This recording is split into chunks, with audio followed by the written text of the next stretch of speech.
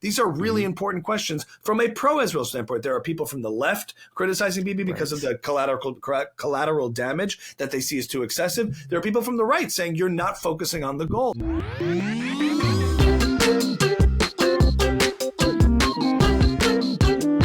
Welcome back to Ami's house. Yes, I will always make you do that, Michael.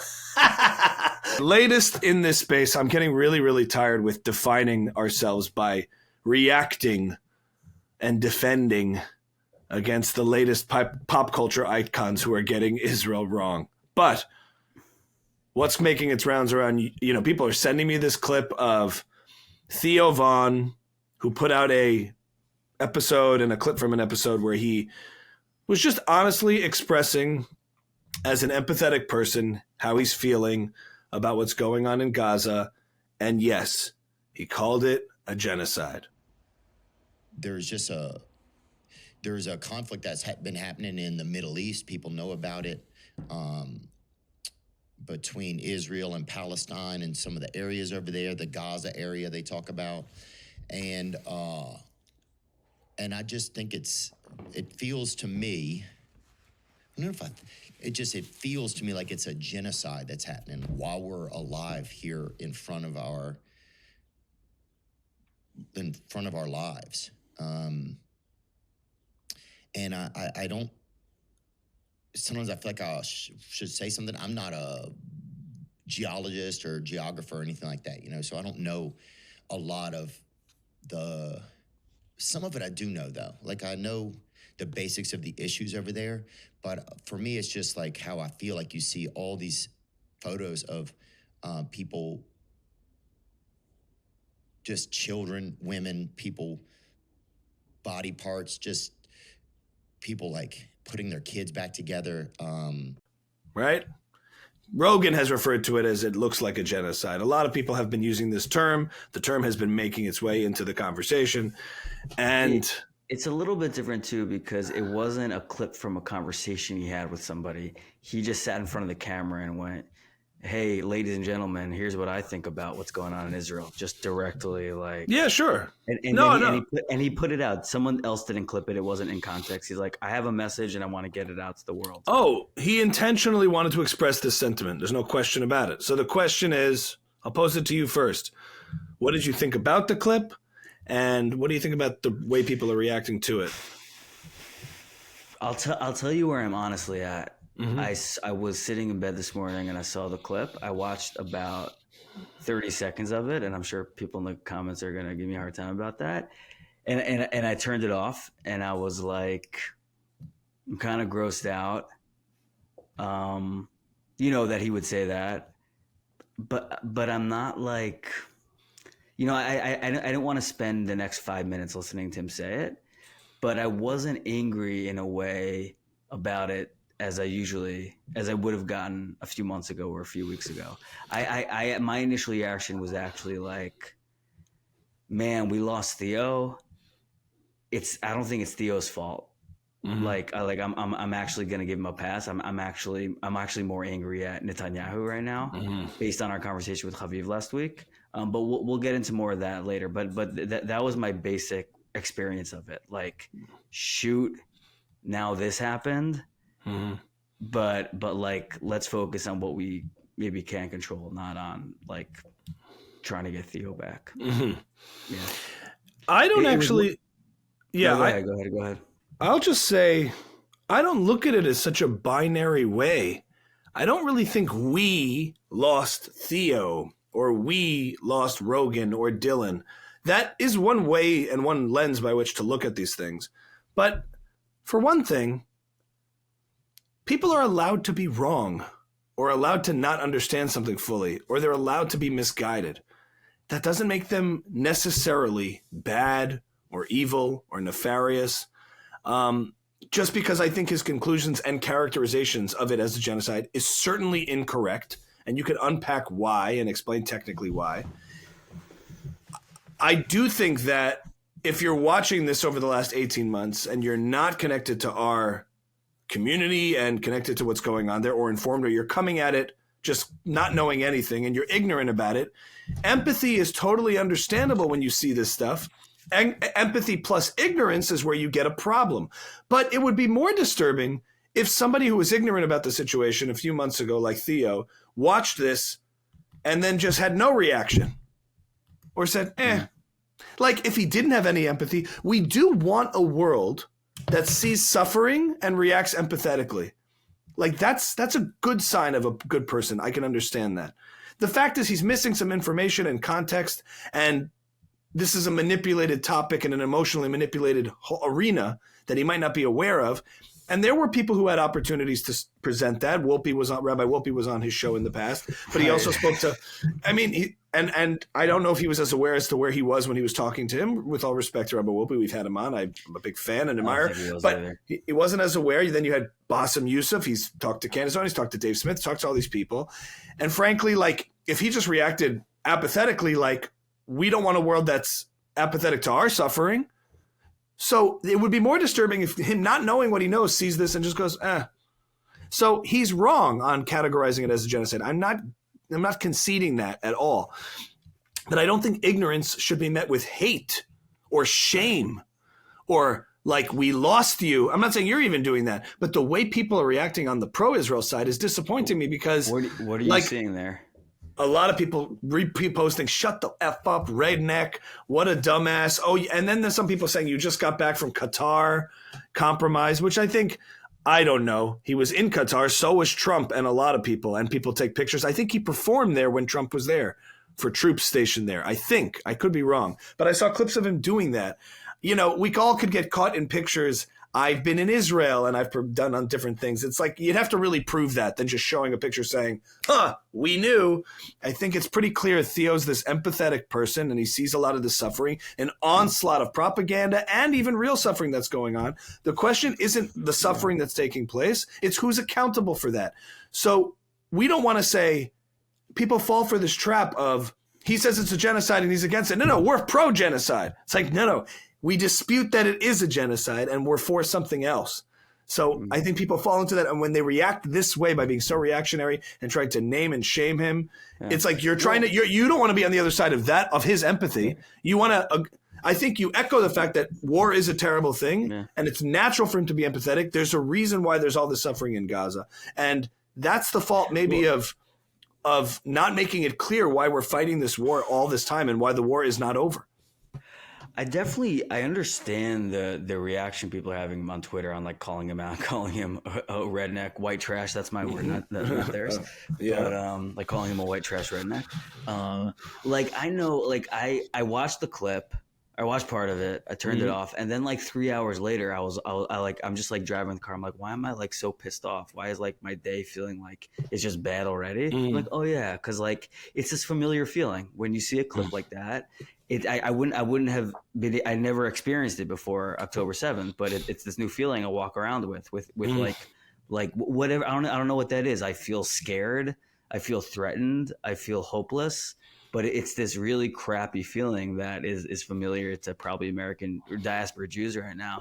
And so like I understand the lashing out, but I agree it's not his fault. And I think I shouldn't say it's not his fault, but I think Chaviv, our conversation with Chaviv last week, Chaviv Retzagur, if anyone hasn't seen the episode, you should watch it. It was really interesting. You know, his kind of bashing of Netanyahu as an Israeli, and I've heard him bash him. I've heard Chaviv bash Netanyahu before. I've heard a lot of Israeli bash him before, but like I don't know, the way he said it made me feel, kind of gave me license to be like listen, when you prosecute a war like this for 19 months.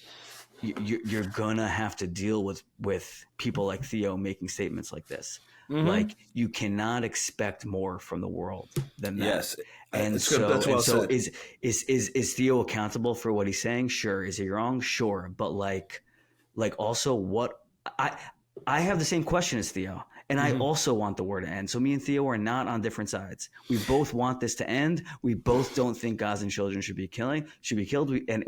So we agree. We just don't agree what to call it. And what the cause and who's accountable ultimately for it, which requires Yeah, keep going. But here's also my question. Like, it's been 19 months. Israel's saying they're going in to get the hostages. Like what is going on? Right. I think it's a question Israelis are asking Netanyahu also, and he doesn't have an answer for it. And so my anger now is more directed towards Netanyahu and the Israeli government than like wasting it on Theo Von. One episode with Chaviv, huh? But I think first of all, you have to remember a couple things. Like, people have to remember this. You can be pro-Israel. You can support Israel's war effort and its justification for going to war and its needing to prosecute the war, while still holding it to a standard of are you doing this effectively? Are you accomplishing your tasks? Are you operating from a position of being pressured by the world and world opinion, or are you operating from a position of self-defense and getting the hostages back and defeating Hamas? Is that just lip service, or are you kind of washing, one hand with the other and trying to please everybody and then pleasing nobody? These are really important questions from a pro-Israel standpoint. There are people from the left criticizing Bibi because of the collateral damage that they see as too excessive. There are people from the right saying you're not focusing on the goal. It's extending too long. You're drawing out this war. I remember our conversation with Yaron Brook. He's like, what's going to happen is this is going to draw out. Israel's not operating from a place of self-interest. They're trying to be altruistic. They're trying to basically support their enemies and send food and aid in, all while also trying to protect its citizens. But there's a choice and a trade-off in doing so. So I don't think you can start from this posture trying to please the world and aid and abet basically your enemies while fighting them at the same time, or accuse Hamas of being responsible for all this destruction whilst taking the responsibility on yourself to assist with the well-being of the civilians of your enemies, of your enemy regime. Like, you're competing interests here in a war. And therefore, we spoke with Yaron about this, about dragging this all out. And like you said, it's different on October 8th, 9th, and 10th, or the month after, when it was very clear in terms of good and evil, like you're seeing just barbarism and essentially Israel having the, quote, upper hand on world sympathy because it was so clearly viciously attacked, right? But with time and with what the optics of war, I think intentionality, of course, matters in determining what's moral and what the difference is between the IDF and, say, Hamas. But ultimately, if we're arguing over a game of suffering Olympics, right, Israel pays the price for its own success as a nation that prioritizes securing its civilians and its citizens. If Israel forced all of its civilians to stand outside as every rocket came down and allowed every rocket to come down, perhaps Theo would have a different position on this by seeing tons of dead Israelis too. But that's not a trade-off I'm willing to make, like you're saying. So people are going to feel a certain way because naturally you have empathy when you see suffering. But the point is the fact that Israel invests in a security apparatus that protects its citizens. Sure.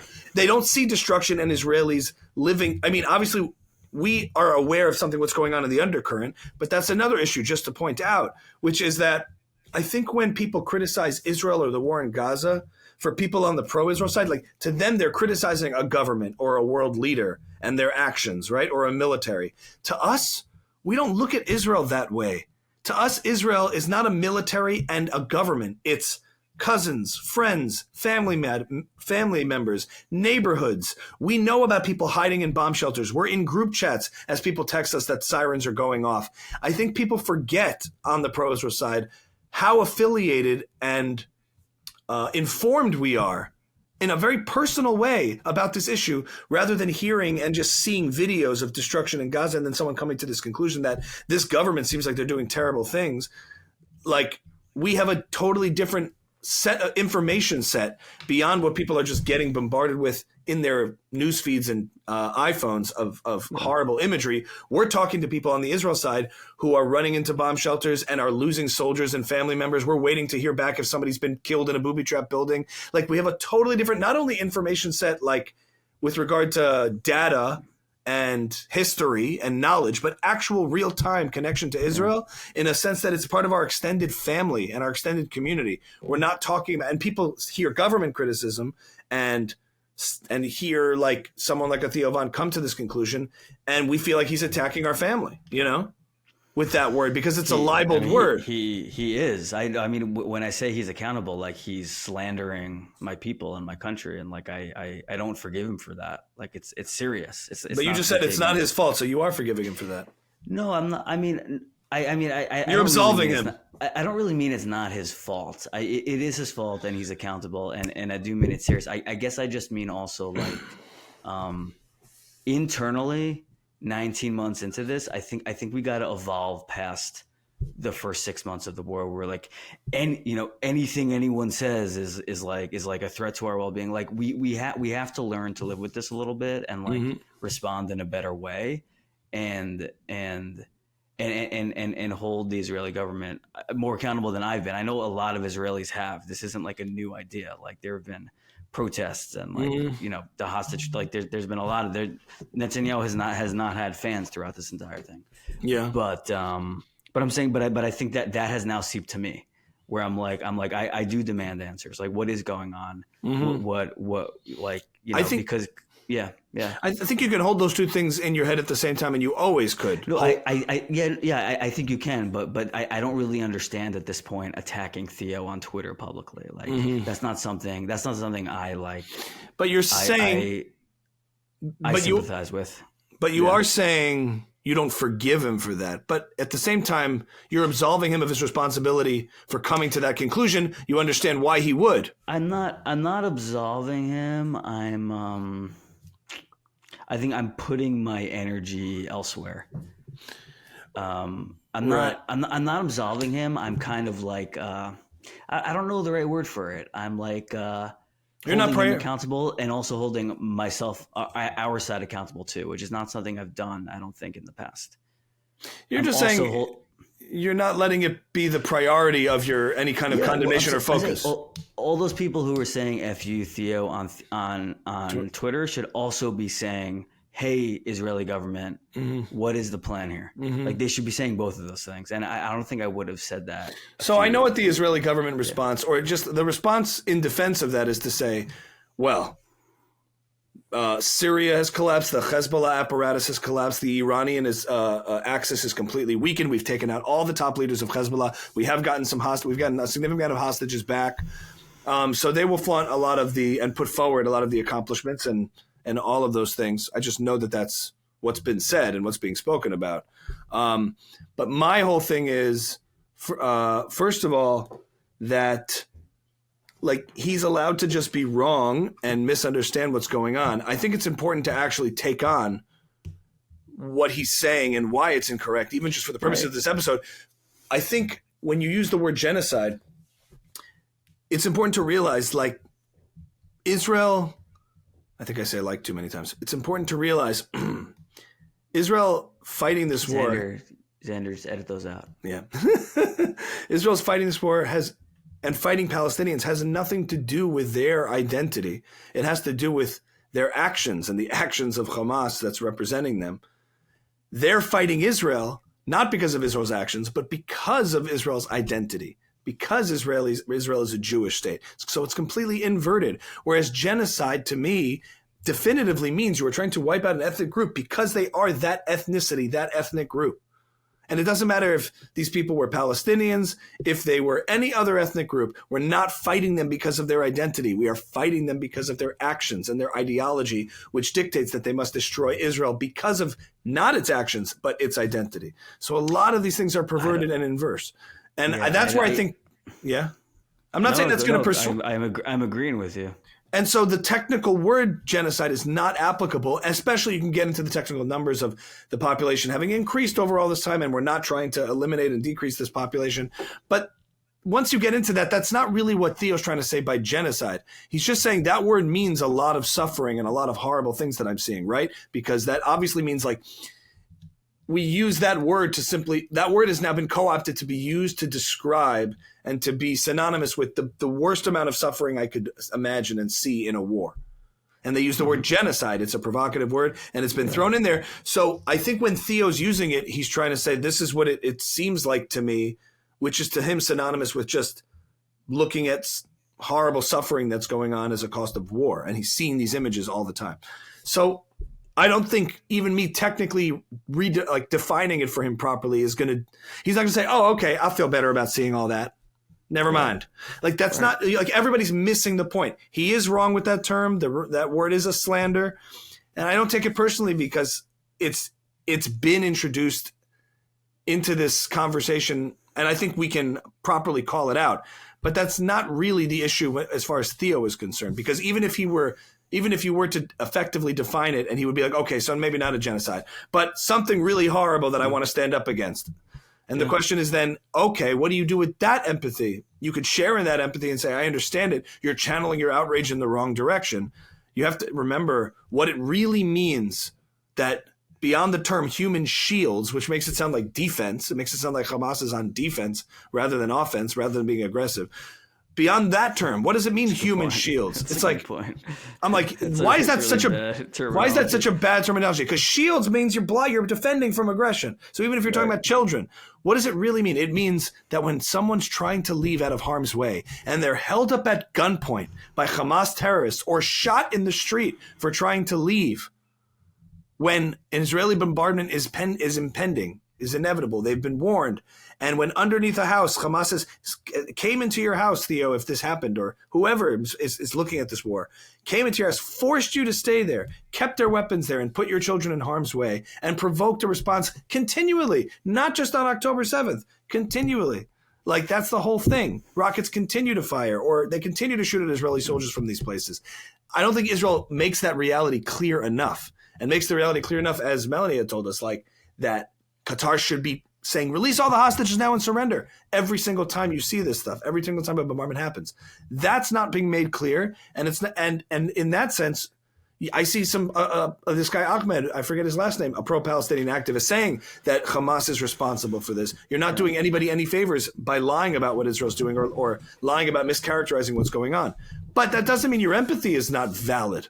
And I think people like naming and shaming and meeting that with hate is very self-defeating. And what does that say about you? It puts you in a weak position.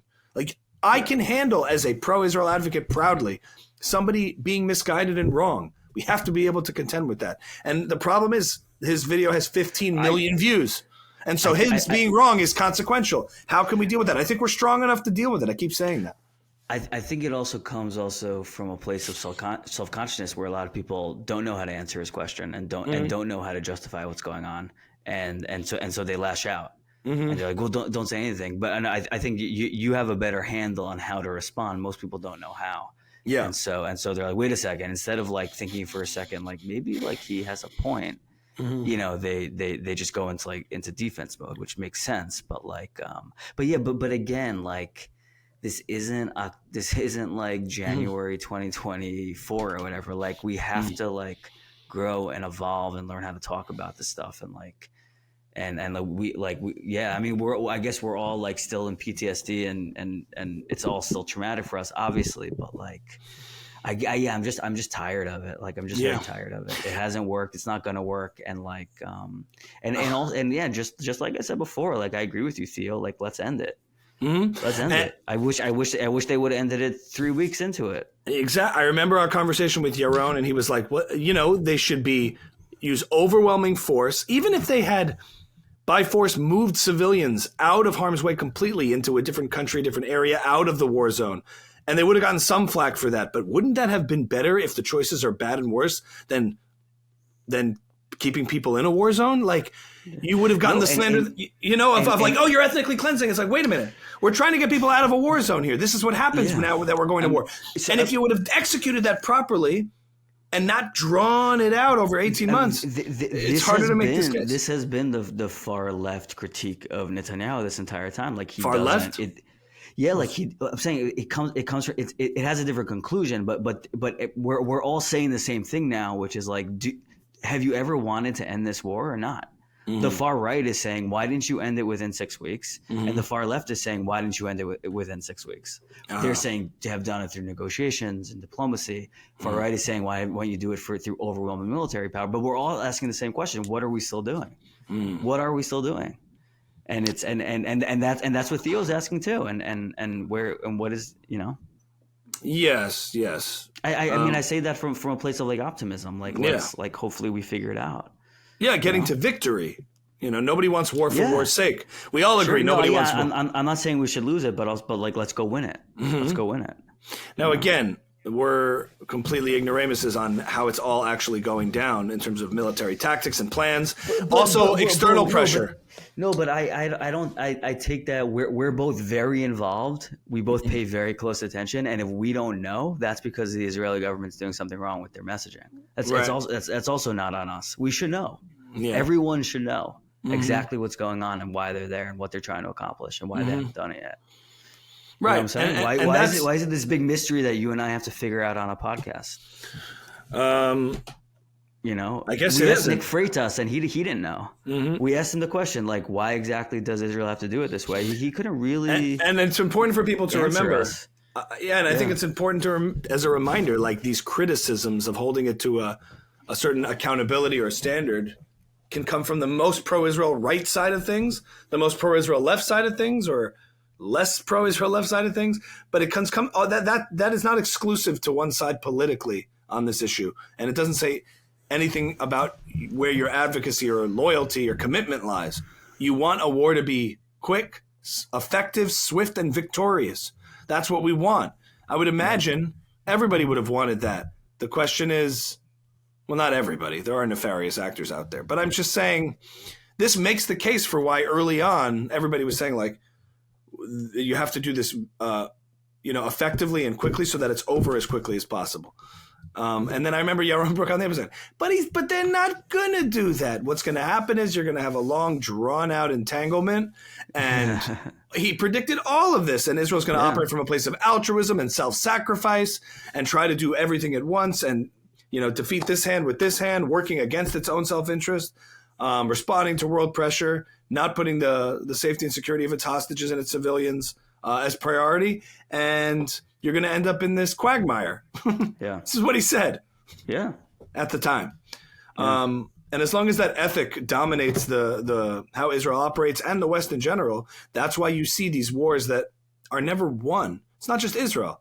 It's, years and years in Afghanistan or Iraq or whatever. It's all these conflicting ethics.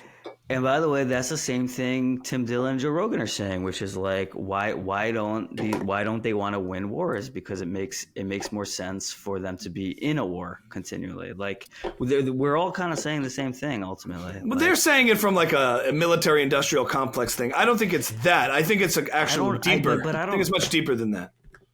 Yeah, I agree. I think it's simplistic, but we're all sort of circling around the same kind of point in a way.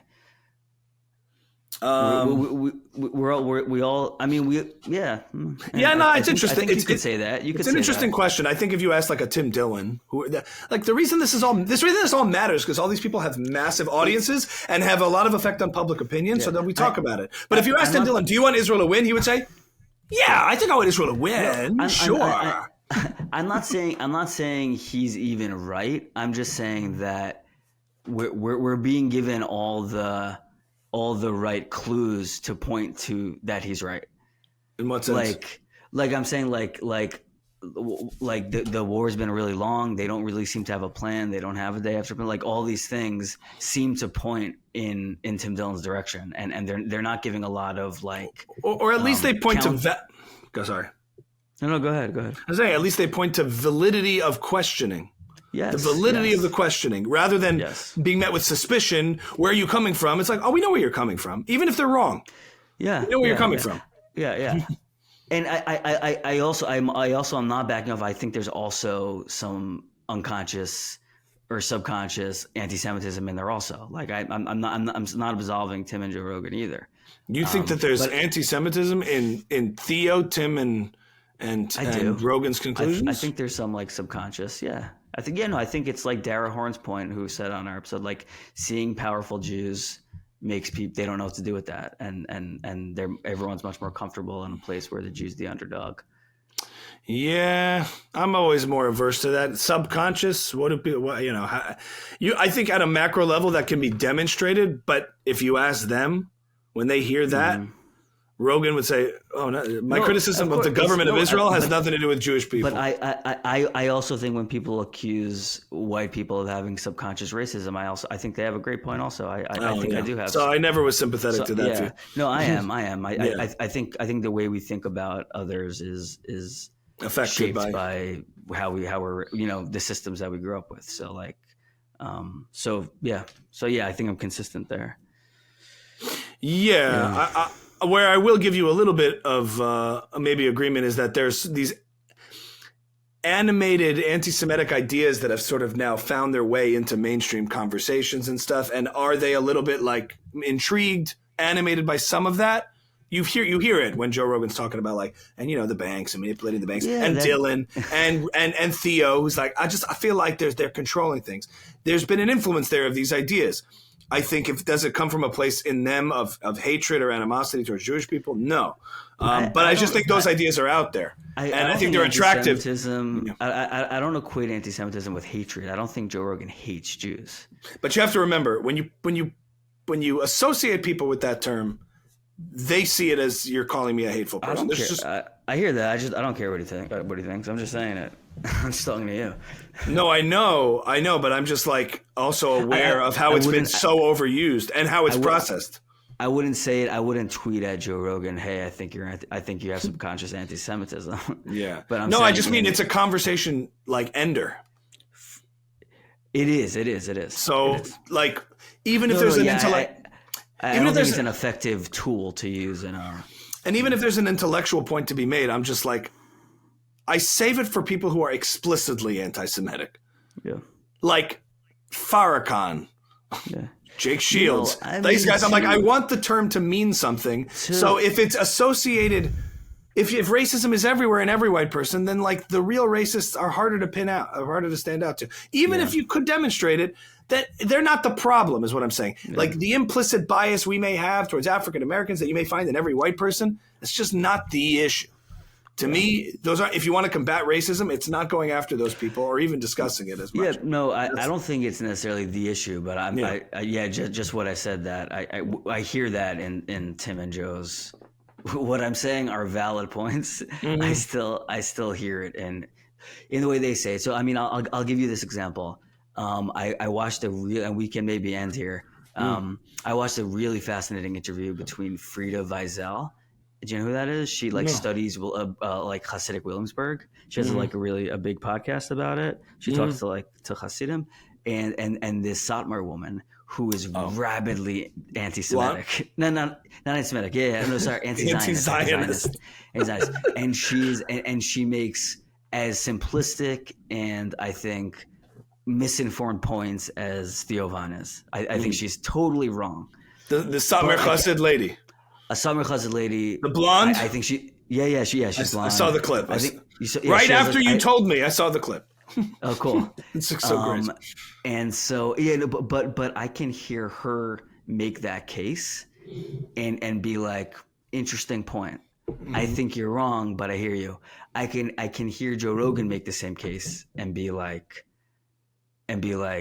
I think that's anti-Semitic. So why? Because she's coming from a love of the Jewish people and wanting to see the Jewish people survive and thrive and be safe and like Torah be learned. Mm-hmm. I'm not expecting Joe Rogan to want that, but it comes from a place of love. I don't think all these other arguments against Israel come from a place of love of the Jewish people. But they don't come from a place of hate. But no. Again, I don't think anti-Semitism is equated with hate. But if it's not coming from a place of then it's coming from a place of indifference of what happens to the Jews or what doesn't happen to the Jews. Fair enough. Maybe there's or a lack of sensitivity to like what we're talking about. But the thing is, we can go in circles about this. When you say I don't consider anti-Semitism to be something hateful, come on. Yes, you do. What does anti-Semitism mean if it doesn't mean hatred of Jewish people? I think it means wanting to feel like the world follows some sort of order where the Jews take their rightful place in like the hierarchy. Is that like a form of hate? Maybe, but I don't think it means you want to see Jews genocided or right. Killed. But I think you just don't want to see them powerful. That is a very sort of academic, nuanced differentiation. Mm-hmm. Anti-Semitism to the average person means Jew hatred. I know that. I get that. So again, I wouldn't accuse Joe Rogan publicly. Maybe this podcast is me accusing him publicly of it, but I wouldn't accuse him. I wouldn't say that to him and expect anything back other than like, no, of course I don't hate Jews. Yeah. You know what I'm saying? I But get it. I think his point would be accurate just because you're making a very nuanced academic definition of anti-Semitism. That that doesn't mean Jew hatred or like you want harm to Jews. It just means that you feel like they have this certain place and you don't like to see them too powerful, or like the Dara Horn point, which is kind of interesting to discuss. I'm not saying, but why are you letting the anti-Semites take control of what anti-Semitism means, so then we can't ever accuse them of it? Like, hey, you can't ever call me an anti-Semite. Who are the anti-Semites you're referring to? I think again, I don't want to. Let's call it a statement. I'll say an anti-Semitic statement. Yes. I wouldn't. Oh, okay. I want to be able to define what that is. Yes. Based on my understanding, not let you do it. Yeah. So I actually think this is really important. I think there are statements that are kind of anti-Semitic in nature, right? But they're not made by anti-Semites. I could say something that could be demonstrated to me, like that idea you're discussing has a lot of racist undertones, or I know you don't intend it that way. There's the message and the messenger, there's the idea and the person, which can be channeled to a person who isn't hateful, but they could be like, is it true? And then maybe they could fall for this sort of temptation to believe a certain thing, which is actually anti-Semitic because historically it's a trope, or it's been libeled historically so much to say Jews control this, control that, and you might misunderstand some things. But I think that's very different than calling a person an anti-Semite. And I think that's where the distinction is. And I think we could find I think that's fair. I think that's fair. Yeah. I think that's fair. I think that's fair. Yeah, I guess I wouldn't want to call any person any one thing. People change. And I don't think there's one word that can encapsulate a whole person. I think that's very fair. And I think those labels imply a certain intention or a malice in a person. There's just no question. Just like, is that a racist idea? I'm not racist, but am I saying something that is a racist idea, or has been used that way? Maybe I'm not aware. Like, even, I don't know, talking about Jews and money or Jews and banking. Like, why are these things so radioactive? It's because of such a history of slander and libel against Jews as doing something. But it doesn't make a person, you know what I mean? Like attributing it to the messenger or the person who's toying with a certain idea. And I think that's also important. allows you to have the conversation, because once you accuse someone of being an anti-Semite, like you said, the conversation stops. So like, exactly. You can't have a conversation of like what you said anti-Semitic? Yeah. Okay, maybe. Michael, did we just arrive at a new place of agreement and understanding? I than think when so. we started? This is what podcasting's all about, baby. That's what it is. Do I think that? Can we just close on one thing? Did you watch Tim Dillon's CNN interview? I'm watching it slowly. I'm savoring it. It's so good. He's great. I love him. I love him too. But my question is, there's something really interesting that's a little gaslighty about it, where he's pretending like the podcast space had no effect. Now, I like that because he's making her really think about her. Oh, I have this whole thing worked out. And he's like, really? There's plenty of left-wing comedians. I mean, and he names them all. But there is a movement and there is an energy. And I think he's trolling. I think he's trying to like really make her think about it, which is fun to watch. But I also think he's also not being fully honest in a funny way, where he's being like, do I really think that? Do I think that have influence? I think that a little bit, but not really. And it's just, but there is a real movement. There is real energy. What are we talking about? She said, I thought she used a great word, cultural energy. There is a cultural energy. Yeah. It's fun, like for the right wing kind of like comedy. I thought it's so funny how everyone talks about Joe Rogan like he died also. Like, if only we could ask, he's like, if only we could ask Joe Rogan these questions, but he's unavailable. Like, why can't she talk to Joe? It's like she has to talk to Tim about Joe Rogan. Just talk to Joe Rogan. Like he's like. Is that what happens throughout the interview? Is that what keeps happening? Yeah, the whole interview is about Joe Rogan, and it's like Tim is like his like spokesperson. Right. It's so weird. Interviews Tim Dillon about Joe Rogan. Yeah, like he talked to people every day for 3 hours. And it's what's also funny is like he actually, the first time I've ever seen him out of character, in a way, he's really trying to just be thoughtful and serious as he can be. You notice it's funny because I think of this as a character. This is his like outward facing like. But I've never seen it. But I've never seen it. I've seen it before. When has he done a serious interview like this? I have never seen it. When he goes on other podcasts, when he goes on like. Yes, you're right. When he's talking to Frankel's podcast, he has this mode that he goes into. Eric Weinstein, Stuff like that Yes. when he's talking to him. He's like, well, I think that.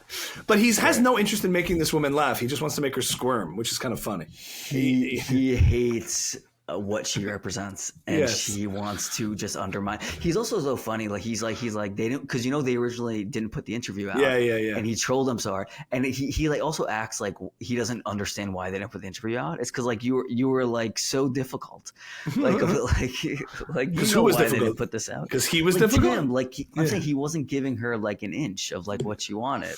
Did you see when So, she said like, they the don't want Rush? to put that out. You see when she said, a lot of people have said you're the gay Rush Limbaugh. Did you I get didn't get that far. And he just says, I think that's said by a lot of people who tried to make it in comedy, but they couldn't, and they don't like me, and they can't pay their bills. And then he really goes scorched earth. It's a lot of fun. And she has a real, like, it's the perfect pairing. It's the perfect pairing. She's an odd duck. She's a professional interviewer for CNN. I don't know. I don't know. It was odd, wasn't it? Here's the other funny thing. All this chatter, and then we'll have to wrap up here. On the left wing's, the Democrats' quest to find the liberal Joe Rogan. And I'm like, hey guys, Joe Rogan's the liberal Joe Rogan, you morons. Yeah. The fact that you're on the quest just shows how out of touch you are with what Joe Rogan is and what that whole movement and energy is all about. He's right in front of you. Joe's had everybody on. What's wrong with you people? I think that left and right have already collapsed on each other. Yeah. And people are just starting to figure that out. Like it's what left and right meant 10 months ago. It's no longer what it means anymore. Mm-hmm. And like you're watching these legacy establishment institutions, like he says, try to catch up. And it's all getting very weird. Yeah. It worries me in some sense because the umbrella on the so-called right is so broad and that coalition is so broad. Not only do you have sometimes like nefarious actors in there, but you also, because it, like the vote for Trump wasn't really based on any sort of principles about how you think government should be. Like now I'm seeing Flagrant have Bernie on. And they're like, and there's just no thread or consistency. They're just like, I like his ideas too. It just means the tide can swing any which way because it's all cult of personality, or like because the vote for Trump is a blow to a system we don't like, but it doesn't stand for necessarily anything for a lot of people. It makes me very nervous about like AOC 2028. You know, the consistency is anti-establishment. Right. Trump is anti-establishment. Paradoxically, even though he was president of the United States, he's still anti-establishment, and so is Bernie, and so will AOC be. Right. I promise. But you if that the AOC establishment will be is, do you think the Democrats want me to run? I'm the last person they want to run, but I need to save this party. You think the Republicans want to see me? They don't want to see me because I'm actually saying what they promise. I'm actually going to do what they promise. Anti-establishment is good if the establishment is bad, and it's bad if the establishment is good. So if it's not rooted in principles, we have some real shaky territory up ahead of us. Yeah. Lastly, Michael, sad news to report about Scott Adams. Did you hear his announcement, our guy? I actually did. He's had an effect on our podcast. We talked about him a lot in early episodes of the early days in Buckle Up. And man, that's the announcement for people who don't know. He, after Joe Biden's announcement of prostate cancer, which was, we could do a whole episode on that, which we don't have time for now. Scott Adams got on and said that he has the same form and he might be leaving us this summer. That's sad.